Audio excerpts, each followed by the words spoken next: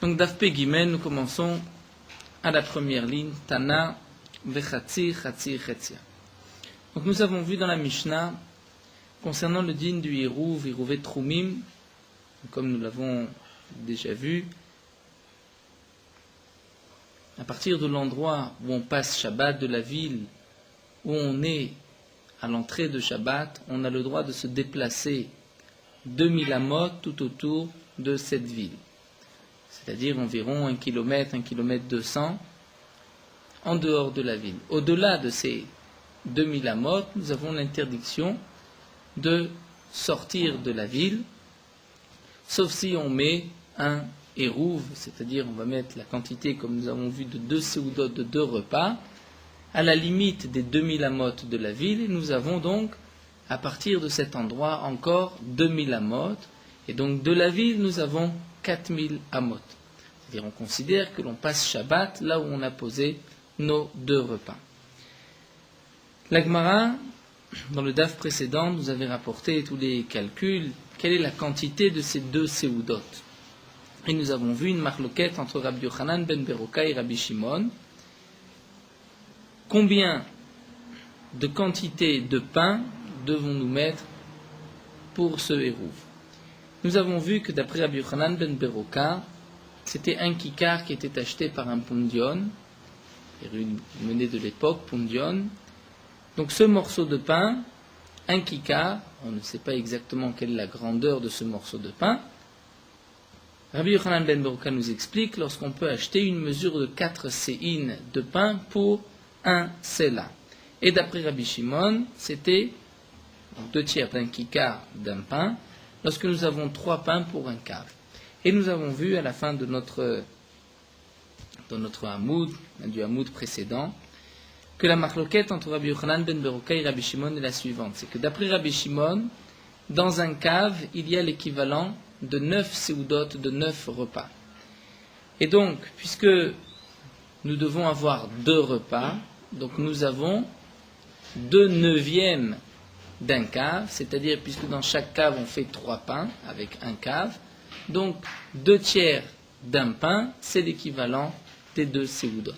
D'après Rabbi Yochanan ben Beroka, tel que la Gemara l'avait expliqué, puisque le Chenvani faisait aussi un bénéfice, nous avons vu que d'après lui, dans un cave, on pouvait avoir 8 seudot, 8 repas, et donc d'après Rabbi Yochanan ben Beroka, le pain du hérouv qui correspond aux 2 seudot, c'est donc le quart d'un cave. Et là, la Gemara reprend ce que nous avons vu à la fin de la Mishnah. Donc nous avons un kikar, un pain, qui est considéré comme étant, d'après Rabbi Yochanan ben Beroka, ce pain pour le hérouv. D'après Rabbi Shimon, nous avons vu que c'est 2 tiers du pain. La Mishnah nous avait aussi rajouté que la moitié du pain, les bêtes amenuga, c'est-à-dire lorsqu'il y a une maison où il y a sur les murs de cette maison des boutons de lèpre, donc la maison est, entre guillemets, lépreuse, comme c'est marqué dans la Torah, la maison devient impure. Toute personne qui rentrera dans cette maison deviendra impure et ses habits seront aussi impurs à condition qu'ils soient restés à l'intérieur le temps de manger. De manger quoi? La moitié de ce kikar, de ce pain. Et ensuite, la Mishnah nous avait dit, et la moitié de cette moitié, c'est concernant le din l'issol et tagivia, c'est-à-dire lorsque quelqu'un a mangé des aliments impurs. Normalement, des aliments ne peuvent pas rendre impur l'homme, puisqu'il y a des degrés d'impureté. Un homme ne peut devenir impur que s'il a été au contact d'une source d'impureté, c'est-à-dire du mort lui-même ou d'un reptile mort, mais non pas lorsque l'homme a été au contact d'un aliment impur. Un homme qui a mangé un aliment impur ne devrait pas être impur. Il est malgré tout impur, midé rabanan, et s'il touche de la terouma, il rendra cette terouma impropre à la consommation, ne pourra pas être mangé. Et donc là, la Gemara continue, nous dit, et la moitié de la moitié de la moitié, c'est l'étamet umatochim, c'est-à-dire lorsque nous avons un aliment, et que cet aliment, à partir de quelle quantité deviendra-t-il impur? C'est lorsqu'il y a la moitié de la moitié de la moitié de ce pain. Donc pour que le calcul soit plus simple, Rashi convertit tous ces kavin, seim, quart de kavin en betim dans le volume des œufs. C'est-à-dire d'après Rabbi Yochanan ben Beroka. Nous avons vu que d'après Rabbi Yochanan ben Beroka, le kikar, c'était le quart d'un cave. Et dans un cave, nous explique Rashi, nous avons 24 betim. C'est le volume de 24 œufs. Donc le quart du cave, c'est 6 œufs d'après Rabbi Yochanan ben Beroka. Donc pour le hérouv, la quantité qu'on doit mettre de pain pour le hérouv troumim, c'est l'équivalent de 6 œufs. La moitié pour celui qui rentre dans une maison lépreuse, à partir de combien de temps ses habits seront impurs, c'est lorsqu'il reste le temps de manger. Donc la moitié, c'est 3 bétines, 3 œufs. La moitié de cette moitié, c'est-à-dire un œuf et demi, c'est lorsqu'un homme va manger cette quantité d'aliments impurs, il deviendra là aussi impur. Et pour tumat tochlim, c'est-à-dire pour qu'un aliment soit impur, puisse communiquer cette impureté, c'est donc la moitié d'un et demi, c'est 3/4 d'un œuf. D'après Rabbi Shimon, puisque nous avons dit que dans un kikar, il y a 3 kikars pour un cave, donc c'est vrai que le cave est de 24 œufs, et puisque là nous avons un quart, donc le pain, le kikar, est de 8 œufs. Et c'est là la différence entre Rabbi Shimon et Rabbi Yochanan ben Beroka. D'après Rabbi Yochanan ben Beroka, nous avons dit que le kikar, le pain, est de 6 œufs. D'après Rabbi Shimon, le pain est de 8 œufs. Donc maintenant, la moitié pour la maison lépreuse, c'est 4 œufs. La moitié pour le din de l'ifsal et agivia lorsqu'on mange des aliments impurs, donc là, c'est 2 œufs. Et chetzia pour le din de tamet ou matochlim, c'est le din d'une betza, c'est-à-dire lorsqu'il y a la quantité, le volume d'un œuf. D'ailleurs, nous explique Tosfot, comme nous le verrons chaque fois que dans Shas, nous voyons ce shiur de betza, c'est-à-dire pour tumat ochlim, c'est d'une betza, le volume d'un œuf. Le volume d'un œuf pour cette impureté de tumat ochlim, c'est d'après Rabbi Shimon. Donc là, la Gemara continue et demande Vetana didan maitama lotane tumat ochlim. Pourquoi notre Tana n'a pas enseigné dans la Mishnah aussi le din de tumat ochlim, de l'impureté des aliments? Ce n'est que la Braïta qui rapporte donc 3/4 d'œuf ou un œuf d'après Rabbi Shimon, mais notre Tana ne nous parle pas de cette mesure concernant le din de tumat ochlim, qu'un aliment soit impur, peut devenir impur, peut communiquer l'impureté lorsqu'il a le volume d'un œuf. Alors pourquoi le Tana n'en parle pas? La Gemara répond Mishum de shavu shiurayu la adade. Étant donné que le shiur n'est pas exact, c'est-à-dire, nous explique Rashi, ce n'est pas exactement la moitié de ce psul gevia, c'est-à-dire lorsqu'un homme a mangé un aliment impur, nous avons vu que lui deviendra impur, eh bien ce n'est pas la moitié exacte qui est le din, comme nous l'avons vu, chetzel et tamet tumat ochlim pour l'impureté des aliments, ce n'est pas exactement la moitié. Comment ça? La Gemara nous explique. Détania. Kama shiur chatzi pras. Le shiur du chatzi pras, nous avons vu pras, c'est la moitié d'un morceau de pain. Donc on va expliquer, comme nous dit Rashi, d'après Rabbi Shimon, puisque d'après Rabbi Shimon, le kikar est de 8 betim, donc la moitié, le chatzi pras, donc la moitié, le pras, c'est 4 betim. Chatzi pras, la moitié de 4, c'est donc 2 betim, le volume de 2 œufs. Et là, nous dit Rabbi Yehuda, chaser kim'a, c'est-à-dire il manque un petit quelque chose. C'est-à-dire le din de chatzi pera, c'est 2 betim moins un petit quelque chose. Rabbi Yehuda ne précise pas quelle est cette quantité qu'on enlève, c'est un peu moins que 2 betim. Rabbi Yossé Omer, shte betim shochakot. Rabbi Yossé lui dit, c'est 2 œufs sochakot, c'est-à-dire sochakot, comme nous l'avons déjà vu au début de Masret et Rouvin, c'est-à-dire ça vient du langage de sochek, sourire, c'est-à-dire plus large, c'est 2 bétim, c'est-à-dire 2 bétim bien large, un peu plus que 2 bétim. Donc d'après Rabbi Yehuda, le din de chatzi pras, c'est-à-dire comme nous l'avons vu dans la Mishnah, l'ifsol et agivia, lorsqu'un homme mange des aliments impurs, c'est d'après Rabbi Yehuda un peu moins de 2 bétim, de 2 œufs. D'après Rabbi Yossé, c'est un peu plus que 2, c'est-à-dire 2 œufs larges. Ensuite, la Gemara nous dit Shier Rebi a mesuré, shte betim ve'od, c'est en vérité 2 betim, 2 œufs et un petit peu plus. c'est combien ce hod? Kama ve'od, echad me'esrin bebetza, c'est-à-dire plus 1/20 d'œuf. C'est-à-dire, nous explique Rashi. Rébi a eu devant lui une mesure de 1 CA. Et nous savons que le CA était de 6 cabines. Et chaque cave, nous avons vu que c'était de 24 betsim, c'est-à-dire de 24 œufs. Rébi a remarqué que pour chaque cave, il y avait un peu plus de 24 betsim. C'est-à-dire, pour un pain, nous dit Rashi, qui fait un tiers du cave, donc un tiers du cave, on devrait dire un tiers de 24, c'est 8 œufs, eh bien, Rébi a remarqué qu'il y avait un peu plus que 8 œufs. Il y avait 8, et pour la moitié de ces 8 œufs, il y avait un peu plus que 4, et pour la moitié, c'était, il y avait 2 œufs et un peu plus. C'est combien c'est un peu plus des 2 œufs? La Gemara nous dit c'est 1/20 de betza pour chaque œuf. C'est-à-dire, nous verrons par la suite, la Gemara reprendra ce shiur d'après Rébi de une betza et 1/20 en plus. C'est vrai que lorsque nous avons seulement le volume d'un œuf et 1/20, c'est pas énorme. Mais par la suite, lorsqu'on devra multiplier, on verra que nous arrivons à, lorsqu'on rajoute 1/20 plus 1/20 pour par exemple 200 œufs, comme nous verrons, ça nous donne encore 10 œufs en plus.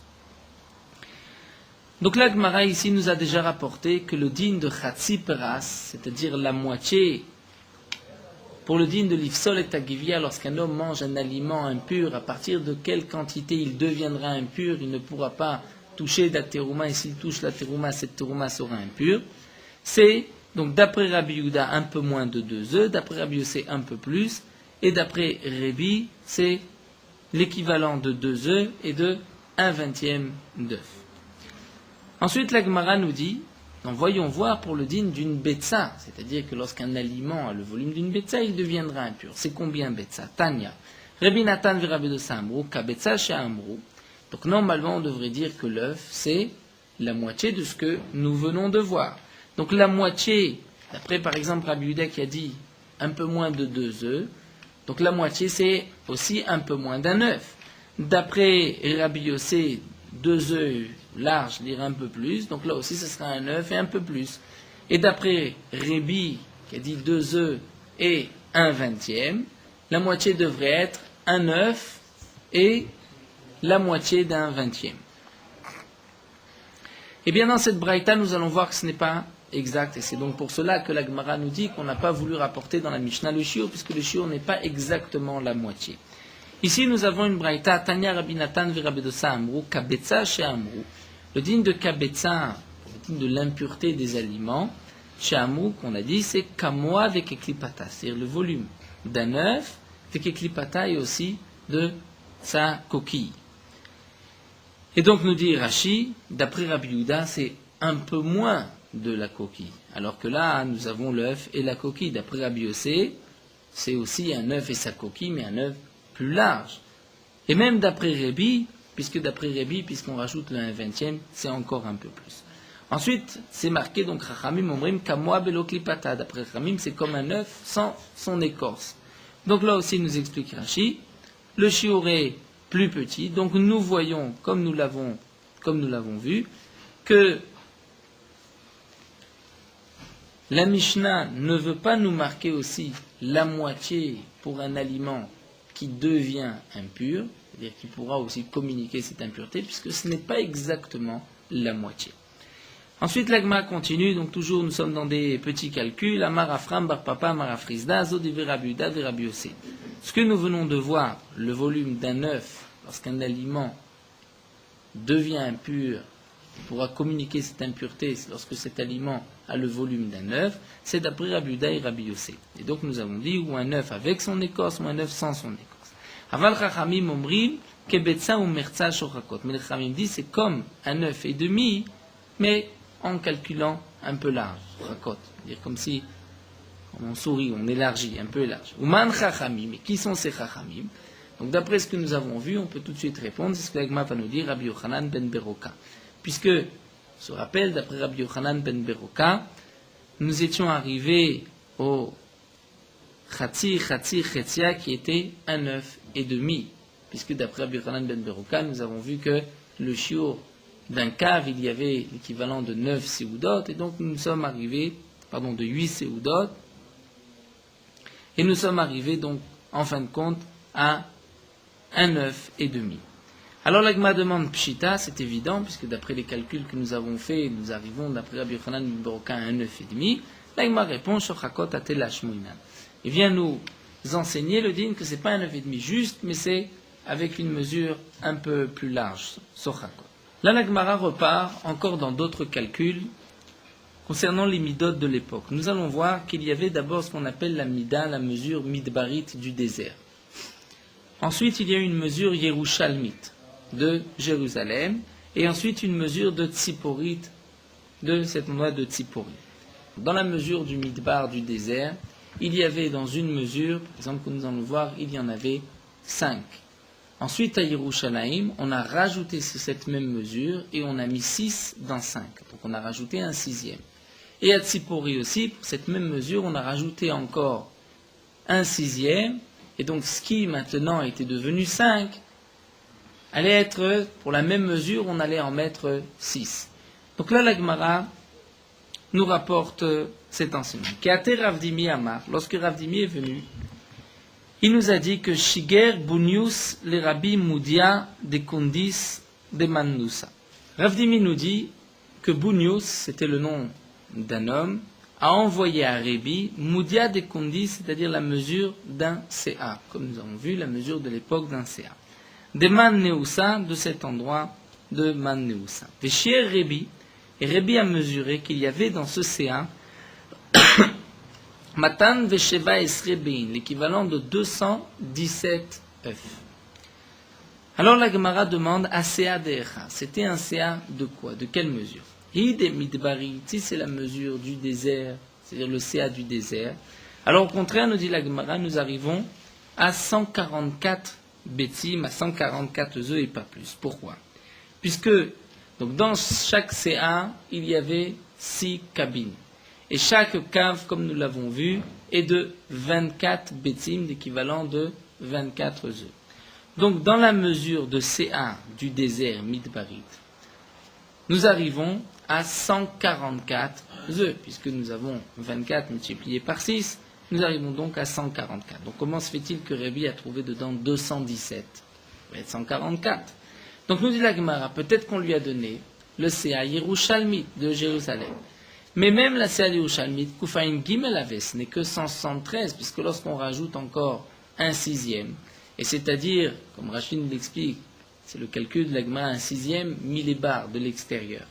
C'est-à-dire, en comptant la quantité qu'on va rajouter, ce que nous avons en tout, c'est 6 fois la quantité qu'on a rajoutée. Donc ce qu'on a rajouté, c'est un 6e de la somme totale. Mais ça voudrait dire que c'est un 5e de ce que nous avions auparavant. Donc maintenant, si on divise 144 par 5 et qu'on rajoute à 144, donc nous arrivons à 173. En vérité, ce n'est pas exactement 173, puisque c'est un peu moins que 173, c'est 172,8, c'est-à-dire avec 4 cinquièmes. Ensuite, la Gemara nous dit Veïd et Tzipori. Donc nous n'avons toujours pas 217. Si c'est la mesure de Tzipori, alors à ce moment-là, dit la Gemara, Rejzaïn Avia, nous avons 207. Puisque là aussi, lorsqu'on va rajouter un 6e, donc un 6e, 273, nous arrivons à 207. Mais nous n'arrivons pas à 217. Donc comment Rabbi est arrivé à 217? La Gemara nous donne une réponse, l'Olam de Tzipori Taïté. En vérité, c'est vrai que c'était la mesure de Tzipori. Alors, comment Rabbi a trouvé 217? Eh bien, la Gemara nous dit Chalata Shade Alayu. C'est-à-dire qu'il y avait en plus la Chala de cette mesure. Et comme nous l'avons déjà vu, la Chala est 1/24e de la pâte que nous avons pétrie. C'est la Chala du Balabaït, du particulier, de prendre 1/24e de la pâte qu'il a pétrie. Et donc, la Chala de 207, nous dit la Gemara Chalata Kameavan Tmani. C'est-à-dire nous arrivons à 1/24e, donc c'est à peu près 8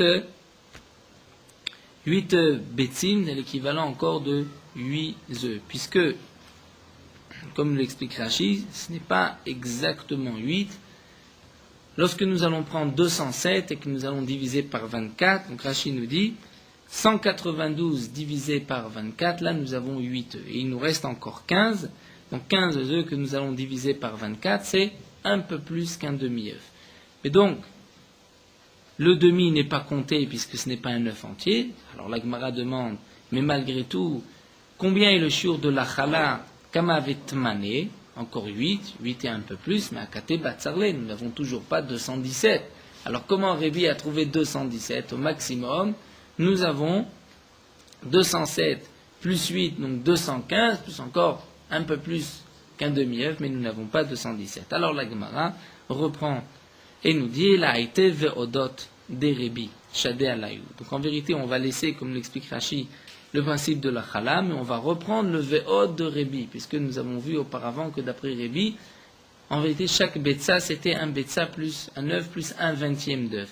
Et donc là, nous avons 207, et là, Rachid nous explique que les 200, puisque ce n'est qu'un vingtième d'œuf, donc pour 200, nous avons encore 10 œufs en plus.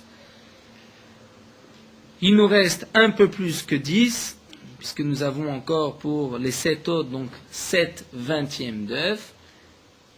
Donc ça fait effectivement 217 plus 7 vingtièmes.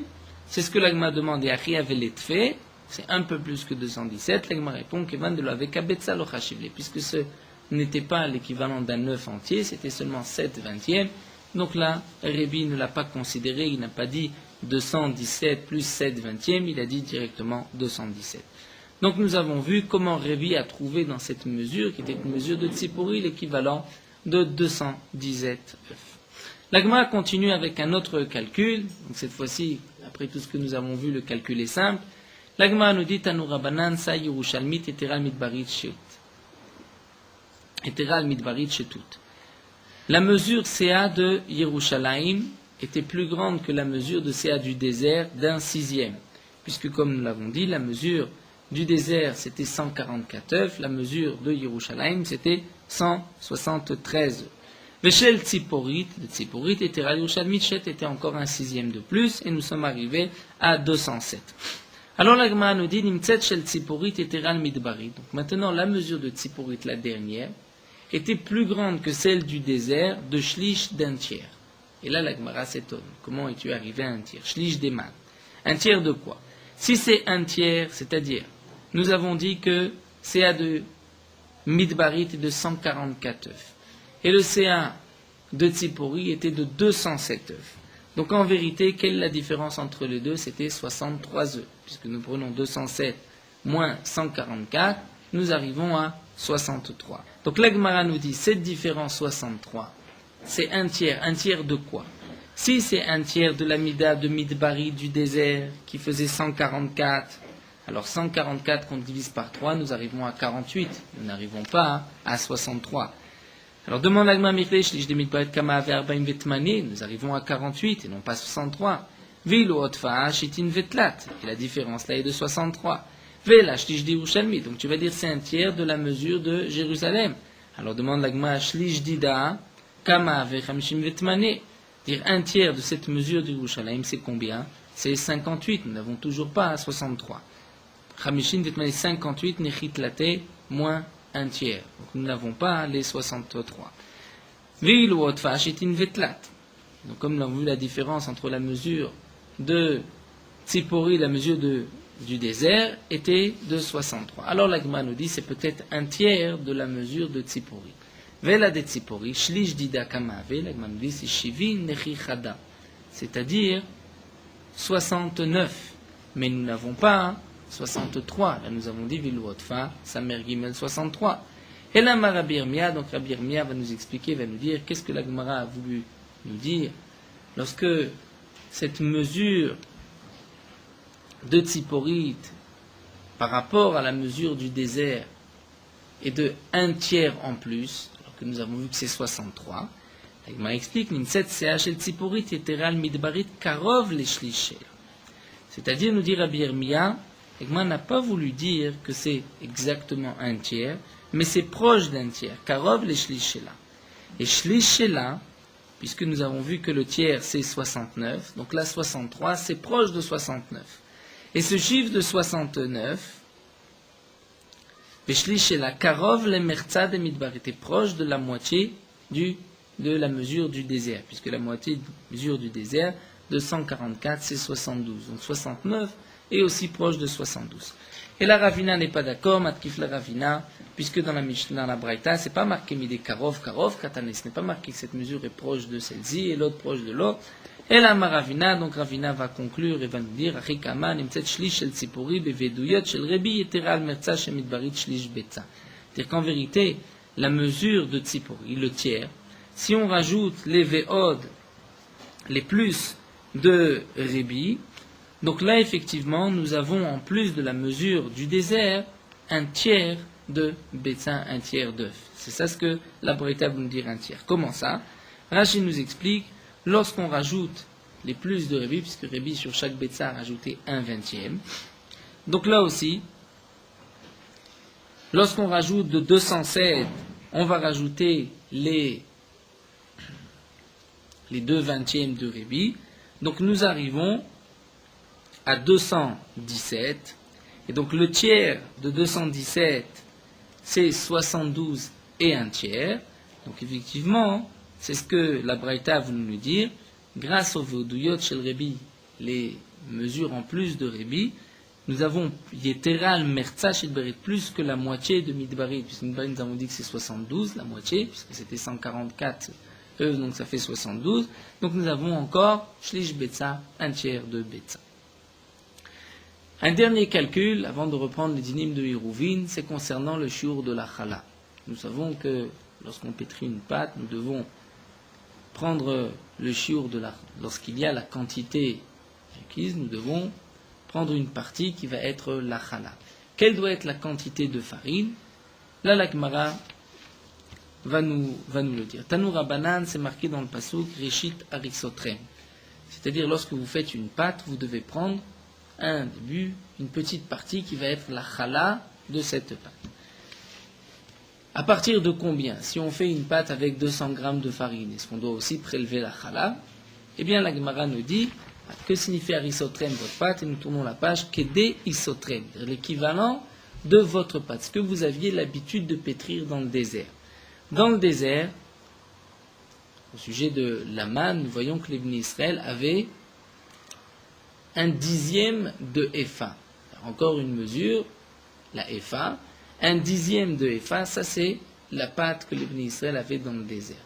Donc lorsqu'on va pétrir un dixième de Epha, c'est à ce moment-là qu'on a l'obligation de faire le prélèvement de chala. Quel est ce calcul et combien est le volume en œuf, en betzim? Là, la Gemara va aussi nous dire, Kama isotrem, Kedei satamidbar, c'est combien votre pâte, c'est la pâte qu'il y avait dans le désert. Kama isatamidbar, dit-il, c'est marqué, va Omer asirit Efaou. Donc la quantité de Omer était un dixième de Efa concernant la manne. Donc de là, on a dit, Sheva revaim kemar ve'ot chayevet bechala. Mikanamo, de là, on a dit, Sheva revaim kemar ve'ot chayevet bechala. Lorsque nous avons 7 quarts de farine et un peu plus, nous avons l'obligation de chala. C'est-à-dire, Rashi fait un calcul en lugim, en betzim. Chaque Efa est de 3 se'im. Rashi nous rapporte des preuves de psukim qu'une Efa c'est 3 se'im. Dans chaque Se'a, nous avons vu qu'il y a 6 cabines. Donc une Efa c'est 18 cabines. On va encore multiplier pour arriver à la mesure de lugin. Chaque lug, c'est-à-dire chaque cave, il y a 4 lugim. Donc nous avons vu que pour un cave, il y avait 24 betzim, 24 œufs. Et pour un cave, il y a aussi 4 lugim. Donc ça voudrait dire que chaque lug est l'équivalent de 6 œufs. Donc le shiur de Efa, qui est 3 se'im, qui est 18 cabines, qui est 72 lugim, lorsqu'on va prendre un dixième à Sirita Efa, donc le Sirita Efa, nous arrivons à 7 lugim,2. 7 lugim,2, c'est-à-dire 7 lugim et 1 cinquième.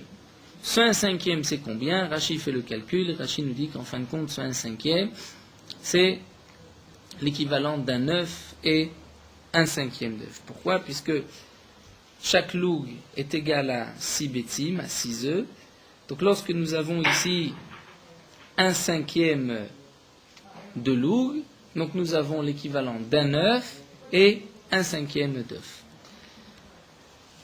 Donc c'est ce que nous avons ici, 7 revaim kemar, 7 quarts de kemar, ve'od, et un petit peu plus, puisque ces 7 lugim, donc ces 7 lugim sont considérés comme des revaim, nous dirons des quarts de cave, c'est-à-dire 7 lugim. Dans un cave, nous avons vu qu'il y a 4 lugim, donc là nous avons besoin de 7 lugim, c'est-à-dire 7 quarts, plus ve'od, plus un petit peu plus, c'est-à-dire l'équivalent d'un œuf et 1/5. Lorsqu'on va pétrir autant de pâtes, nous avons l'obligation de faire le prélèvement de la chala. Donc on va convertir en midot de Yerushalayim. Donc nous avons vu que lorsqu'il y a 6 dans l'un, c'était en vérité 5 pour l'autre. Donc les 7 lugim de Kemar et l'œuf et 1/5 d'œuf vont être en midot Yerushalmiot. Nous avons en vérité 6, l'équivalent de 6 lugim de la mesure de Jérusalem, qui font aussi 5 lugim de la mesure de Tzipori. Donc c'est pour cela que nous allons garder cette dernière mesure, mais Kanamru, Aochel Kemidazo, celui qui mange la quantité de 5 lugim de Tzipori, c'est-à-dire l'équivalent du Shiur Chala. Donc là aussi, dans le Massé, nous avons une marloquette. Après certains, c'est l'équivalent de 1 kg 660, et d'autres, c'est l'équivalent de 2 kg 250 de farine. Nous avons l'obligation de faire le prélèvement de Chala, et la Gemara termine. De là, on a dit, puisque c'est généralement ce que les Bnei Israël mangeaient dans le désert, Aochel Kemidazo, celui qui mange cette quantité, Arezé Bari ou Mevora, c'est-à-dire, il a mangé ce qu'il a besoin, ou Mevora, il aura aussi une bénédiction dans son repas. Si quelqu'un mange plus que cela, Yeteral Ken Raftan, c'est un mouton, c'est quelqu'un qui se gave, qui mange plus que ce qu'il a besoin. Parot mikan mekulkab, mais s'il mange moins que cela, là aussi, il va rester sur sa faim, il va être donc dérangé des intestins. Donc là, nous avons terminé tous ces calculs de midot en bétim, mais nous allons reprendre les dinim de Hérouvim. Donc là, nous avons une Mishnah, là aussi c'est halachot, nous les avons quasiment déjà toutes vues. Anshe chatzer vanche mirpeset, la Gemara, la Mishnah nous dit, Anshe chatzer vanche mirpeset. Il y a dans la même cour plusieurs personnes qui habitent. Donc ils ont l'obligation de faire un hérouv en commun pour pouvoir porter dans cette cour. Il y a aussi une mirpeset, un étage, où il y a plusieurs portes qui donnent une sorte de balcon. Et ensuite de ce balcon, on pourra descendre vers la cour. Donc, pour sortir de l'étage vers le domaine public, vers le Mavoy, on doit passer par la cour. Dans le cas où la cour se trouve à plus de 10 tfachim de hauteur, comme nous l'avons déjà vu, donc c'est un domaine à part. Et à ce moment-là, lorsqu'un tchechatsev, un tchemirpeset, ceux de la cour qui ont une porte en bas et ceux qui ont une porte vers le haut, shechachouv et lo hérouv, ils ont oublié, ils n'ont pas fait de hérouv en commun. Donc on devra dire, tout celui qui se trouve là-haut a le droit de porter là-haut, puisqu'ils ont fait un hérouv en haut, mais ils n'ont pas fait de hérouv en commun avec ceux de la cour. Ceux de la cour ont le droit de porter, et ceux d'en haut ont le droit de porter. Mais on n'a pas le droit de porter un objet de la cour vers l'étage ou de l'étage vers la cour. Donc là, la Mishnah nous dit, Kol shegavoya sarat fachim namir peset. Tout ce qui est au-dessus de 10 tfachim, d'une hauteur de 1 mètre, la mirpeset, c'est pour la mirpeset, c'est-à-dire c'est le domaine de ceux qui sont à l'étage. Et eux pourront porter, prendre un objet, le poser dessus, s'il y a par exemple à côté un pilier d'une hauteur de 10 tfachim, donc ceux d'en haut pourront l'utiliser. Parot mikan, moins que cela, les chatzer, c'est pour ceux d'en bas. De même, chuliat abor ve'asela, lorsqu'il y a le contour d'un puits, comme nous l'avons vu lorsqu'on creuse un puits, on met de la terre tout autour. Ve'asela ou un rocher, gvoim asarat fachim, lorsqu'ils ont une hauteur de 10 fachim, les mirpeset, c'est pour ceux qui sont en haut, c'est-à-dire ceux qui sont à la mirpeset à l'étage pourront porter. Parot mikan, moins que cela, les chatzer, c'est pour ceux qui sont dans la cour. Bamed varim mamurim, quand est-ce que ceci a été dit besmoucha? C'est-à-dire lorsque cette hauteur se trouve proche de l'étage. Aval bemoufleget, mais si ça se trouve plus loin, dire dans la cour, là, filo gavoa sarat fachim lechatzavim, c'est une hauteur de 10 fachim, c'est ceux de la cour qui pourront porter et pas ceux d'en haut.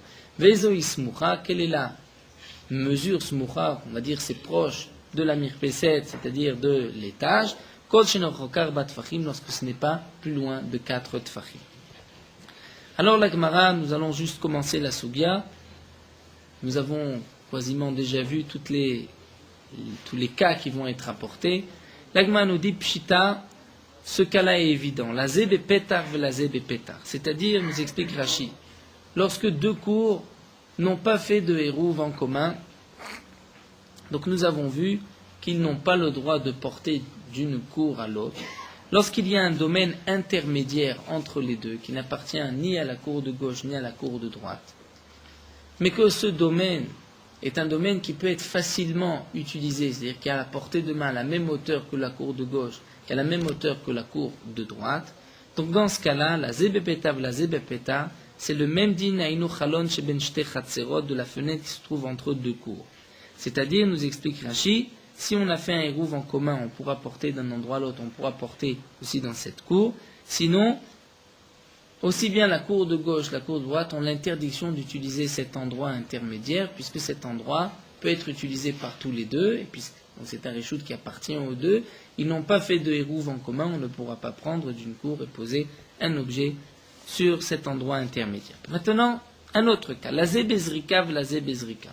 C'est-à-dire, il y a un endroit entre les deux cours, mais qui n'est pas utilisé facilement à portée de main, c'est-à-dire, c'est surélevé à plus de 10 tfachim, on peut simplement jeter un objet dessus, donc de chaque côté on peut jeter l'objet, là l'agma nous dit, ça aussi c'est un cas qui est simple, que nous avons déjà vu, c'est lorsqu'il y a un mur entre deux cours, donc le mur est d'une hauteur de 10 tfachim, il sépare les deux cours, si on veut poser un objet sur ce mur, il faut avoir fait un hérouv. Dans le cas où ni l'un ni l'autre n'ont fait de hérouv, ils ne pourront pas porter un objet donc d'une cour sur le mur. Ils ont le droit, comme nous l'avons vu, de monter sur le mur, de consommer quelque chose qui se trouve sur le mur, mais non pas de monter ou de descendre un objet du mur vers une cour. Un autre cas, la zébishilshul ve la zébishilshul. Lorsqu'il y a entre les deux cours un autre domaine, un petit en profondeur. Donc on ne peut pas utiliser ni facilement bepeta, c'est pas comme s'il y a une porte, ni en hauteur, bizrika, mais en faisant descendre un objet dedans. Là, quel est le statut de ce domaine intermédiaire? Là aussi, c'est un cas que nous avons vu, c'est lorsqu'il y a un creux entre deux cours. Donc ni l'un ni l'autre peuvent facilement l'utiliser, ils doivent faire descendre l'objet à l'intérieur. Là aussi, lorsqu'ils ont fait un hérouv, un hérouv en commun, ils pourront l'utiliser, sinon les deux ont l'interdiction. Alors la Gemara demande la zébépétav, la zébizrika. Ça ou pas? Là aussi c'est un cas qui est simple, la zébépétav, zrika. Lorsqu'il y a un domaine intermédiaire, pour l'un c'est à portée de la main, pour l'autre c'est bezrika, il doit jeter. C'est-à-dire nous avons deux cours qui ne se trouvent pas au même niveau, il y a une cour plus haute que l'autre, et le domaine intermédiaire est au même niveau que la cour d'en haut, mais par rapport à la cour du bas, il est à 10 tfachim. Donc là, nous avons la zébépétav, la zébizrika, ça nous dit l'agma, il nous dit Rabba Baravuna Marav Nachman, c'est ce que nous avons vu plus haut d'Afaïn Zayn, au nom de Rabba Baravuna, au nom de Rav Nachman, qui a dit que lorsqu'il y a un mur entre deux cours, que pour l'un c'est une hauteur de 10 et l'autre c'est à portée de la main, on donne ce mur, c'est-à-dire on permet à celui qui se trouve au même niveau de l'utiliser puisque lui est plus proche. Pour lui c'est plus facile. Dans le cas où la zébé pétarv la zébé shilshul, pour l'un c'est au même niveau, pour l'autre il faut descendre, c'est-à-dire là encore nous avons une cour où il y a c'est-à-dire deux cours à deux niveaux, l'une plus haute que l'autre, et cet endroit intermédiaire se trouve au même niveau que la cour du bas, mais par rapport à la cour du haut, il faut descendre 10 tfachim, donc la zébé shilshul, il faut descendre un objet. Là, il nous dit Rav Shizvi à Rav Nachman, c'est ce que nous avons vu au nom de Rav Shizvi au nom de Rav Nachman, c'est-à-dire là aussi on donnera à celui qui peut plus facilement utiliser cet endroit. Et là, la Gemara nous pose donc maintenant la question, la zébé shilshul de la zébé zrika, c'est-à-dire nous avons un endroit où nous avons les deux cours qui sont à 20 tfachim de différence. Et nous avons un mur entre les deux qui est à 10 tfachim. Donc pour la cour du haut, il peut utiliser ce mur en descendant un objet. Pour la cour du bas, c'est en jetant un objet.